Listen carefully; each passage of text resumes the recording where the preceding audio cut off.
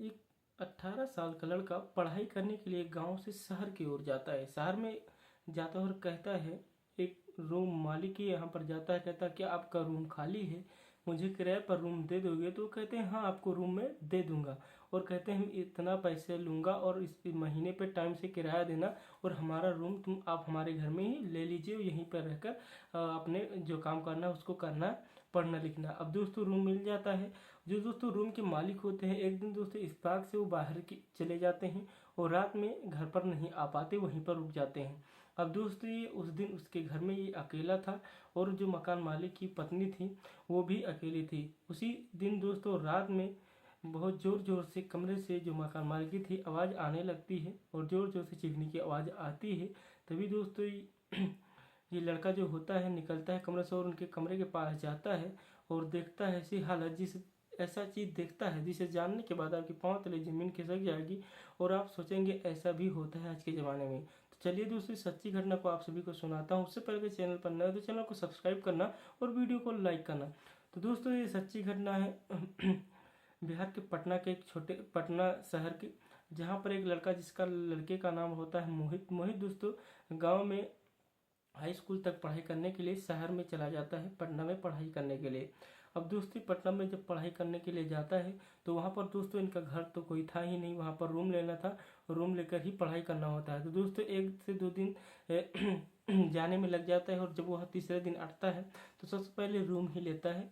और रूम लेने के बाद एडमिशन तो दोस्तों पहले ही उसके पिताजी ने उसके साथ जाकर करा दिया था। अब जब रूम लिया है, रूम ढूंढने जाता है तो रूम बहुत ज़्यादा हेरने के बाद यानी बहुत ज़्यादा छानबीन करने के बाद एक जगह रूम एक आदमी बताता है, तो वो लड़का वहाँ पर जाता है और फाइनल दोस्तों वो जब जाता है तो रूम मालिक जो होते हैं आते हैं और उनसे बात करता है और कहता है मुझे रूम चाहिए, मैं यहाँ पर रहकर पढ़ाई करना चाहता हूँ।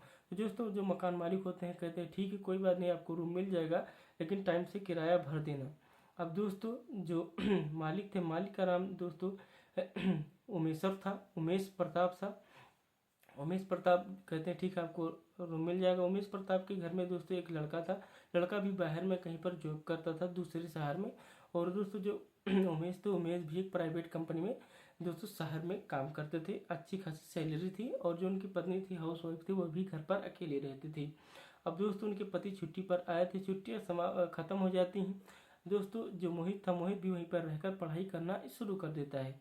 अब दोस्तों धीरे धीरे छुट्टियाँ खत्म हो जाती हैं। छुट्टियाँ जब खत्म हो जाती हैं तो मोहित कहता है जो उसके जो उमेश थे, उन्हें उमेश जो प्रताप से उनकी छुट्टियां खत्म हो जाती हैं और अपने घर अपने काम की ओर फिर घर छोड़कर चले जाते हैं। वो घर में दोस्तों वो जो मोहित आया था, मोहित रहता था अपने एक कमरे में जो किराए पर दिए थे, नीचे फ्लाइट में, नीचे जो फ्लाइट वो था कमरा, और ऊपर रहते थे। अब ऊपर दोस्तों उनकी पत्नी अकेले रहती थी, वो शहर चले गए थे अपना जॉब करने के लिए। अब दोस्तों ऐसे उसमें दोनों रहते थे। अब दोस्तों जो उमेश की पत्नी, जो उमेश प्रताप की पत्नी थी दोस्तों वो ऊपर में अकेले रहने लगी। अब धीरे धीरे दोस्तों मोहित से बातचीत होने लगी, जो उनकी पत्नी थी। अपनी पत्नी की ज़्यादा उम्र नहीं थी। और दोस्तों जब बातचीत होने लगी, खास थोड़ा सा बैठने लगा। अब दोस्तों जो उमेश की पत्नी थी, उमेश की पत्नी किसी दूसरे पति के साथ यानी दूसरे मर्द के साथ अफेयर था, उसको वहाँ पर बुलाने लगी। लेकिन दोस्तों मोहित को ये बात पता नहीं थी। एक दिन ऐसा समय था, मोहित दोस्तों लाइब्रेरी में चला गया था, वहाँ से दोस्तों काफ़ी देर हो जाती है, तो वहाँ से आता है और खाना वाना बनाता है। तब तक दोस्तों 11-12 बज जाते हैं और दोस्तों खाना खाने के बाद लेटा ही था। और दोस्तों जो दूसरे से अफेयर था वो लड़का आता है, जो उमेश की पत्नी थी उमेशर की, उमेश प्रताप की, वो बुलाती हैं। और जब वो आता है घर में तो सीधे दोस्तों ऊपर चला जाता है। अब उमेश को क्या पता, उमेश तो नीचे अपना पढ़ाई करता था, उसके बाद लेटा ही था बेड पर। अब दोस्तों जब वो ऊपर जाता है तो दोस्तों जो लड़का को जिसको बुलाई थी उमेश प्रताप की पत्नी, दोस्तों वो जाता है और दोस्तों उस दिन वो दवाई का गोलियां खाकर जाता है। तब खाने के बाद दोस्तों उसके साथ कुछ अटाप टांग हरकत करने लगता है उमेश प्रताप की पत्नी के साथ। तभी दोस्तों की जो पत्नी होती हैं जोर जोर से चिल्लाने लगती हैं। तो दोस्तों कब गेट बंद था, दूर तक आवाज़ नहीं जाती थी, लेकिन दोस्तों उमेश को वो आवाज़ सुनाई दी। उमेश भी नीचे से दौड़ा वो ऊपर जाता है। जाने के बाद दोस्तों जब ऐसी हालत देखता है तो तुरंत दोस्तों मालिक के पास फ़ोन करता है, पुलिस बुलाता है। और दोस्तों जो कार्यकर्ता थी उमेश प्रताप की पत्नी की सारी दोस्तों सामने आ जाती है और उमेश भी अगली सुबह वहाँ से फ्लाइट पकड़ते हैं और आ जाते हैं घर पर। और दोस्तों जो वो था वो कहता है मुझे इससे प्यार था, बहुत दिन से था, मैं काफ़ी दिन से आता जाता हूँ। तो दोस्तों जब भी सारा हाथ पुलिस के मामले में जाता है, पुलिस भी दोस्तों छानबीन करती है। और दोस्तों जो उमेश प्रताप की पत्नी होती कहती मैं इन्हीं के साथ रहूँगी, आपके साथ नहीं रहूँगी।